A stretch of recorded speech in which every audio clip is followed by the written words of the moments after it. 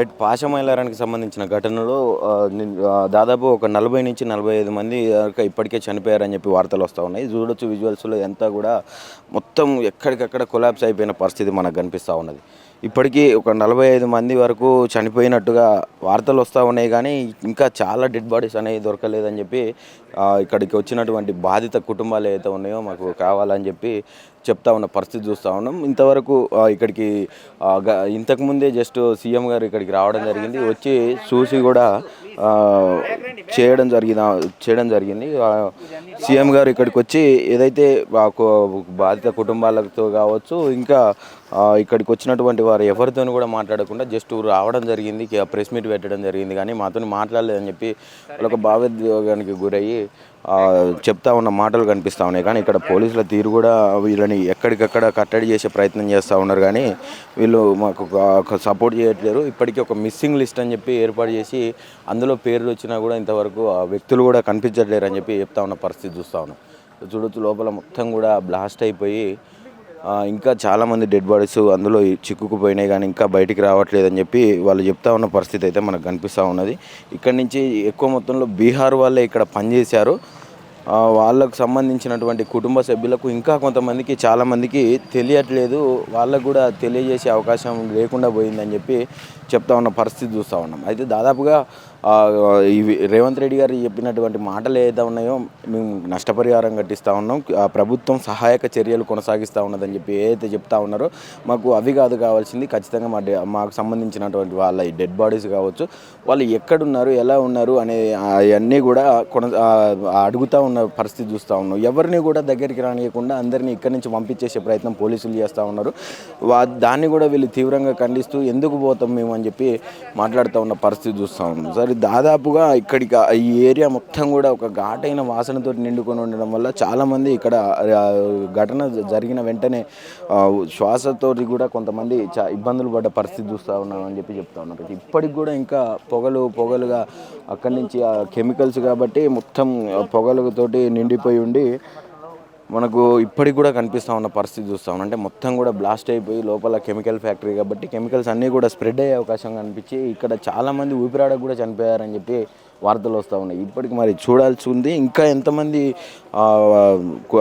Dead bodies అందులో ఉన్నాయని చెప్పి ఇంకా వెతుకుతున్న పరిస్థితి చూస్తున్నాం. సహాయక చర్యలు అయితే కొనసాగిస్తున్నారు, కానీ వాటిలో ఎలాంటి న్యాయపూరితమైన సహాయక చర్యలు కొనసాగట్లేవు అని చెప్పి బాధిత కుటుంబాలు ఆరోపిస్తున్న పరిస్థితి చూస్తూ ఉన్నాం. చాలామంది ఇక్కడ మన తెలంగాణ నుంచి కావచ్చు, ఆంధ్ర నుంచి కావచ్చు, వాళ్ళు కూడా కొంతమంది ఉన్నారు ఇక్కడ.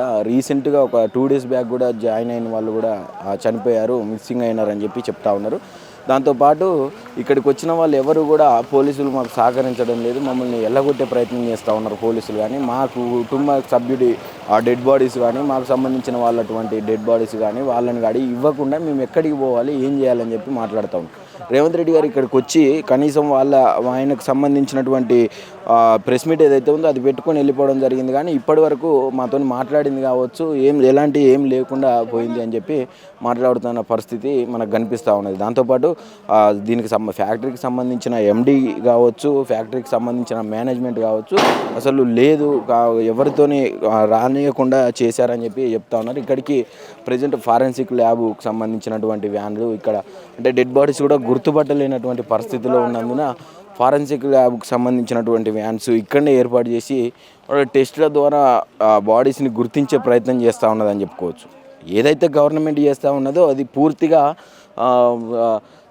యూజ్లెస్గా కనిపిస్తూ ఉన్నది మాకని చెప్పి బాధిత కుటుంబాలు అయితే వాపోతూ ఉన్న పరిస్థితి చూస్తూ ఉన్నాం. ఇంత దారుణమైన ఘటన జరగడం ఇది చాలా కొన్ని ప్రాణాలు తీయడం అనేది ఇది ఒక చాలా పాశవిక దాడిగా కనిపిస్తూ ఉన్నది.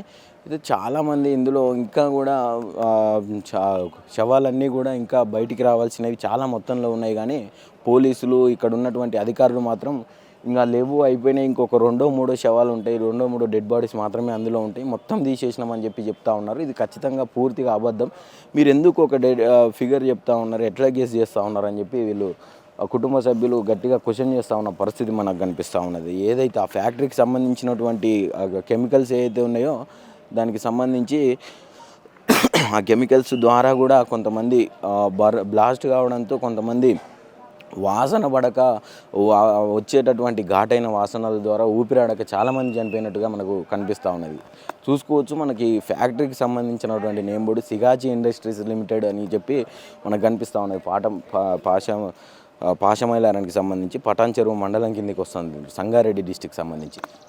ఇది అంటే దీనికి ఒక 3-4 గేట్లు ఉన్నాయి. ఇది ఒకటి అడ్మినిస్ట్రేషన్ బ్లాక్ గేట్ అని చెప్పి మనకు క్లియర్గా కనిపిస్తూ ఉంది.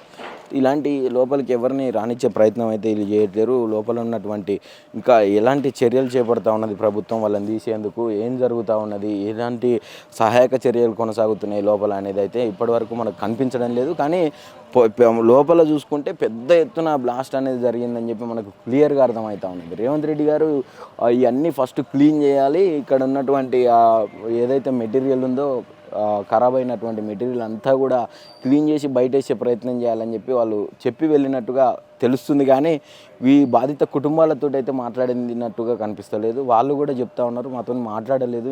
కనీసం ఒక ముఖ్యమంత్రి గారు ఇక్కడికి వచ్చిన తర్వాత బాధిత కుటుంబాలతోనే కనీసం మాట్లాడాల్సిన పరిస్థితి ఉండే, కానీ ఇప్పటివరకు మాతో ఎలాంటి మాటలు అధికారులు కావచ్చు, ఇటు మేనేజ్మెంట్ ఆఫ్ కంపెనీ కావచ్చు, మన సీఎం రేవంత్ రెడ్డి గారు కావచ్చు, మాతో మాట్లాడిన పరిస్థితి అయితే కనిపిస్తలేదని చెప్పి వాళ్ళు వాపోతూ ఉన్న పరిస్థితి చూస్తూ ఉన్నాం.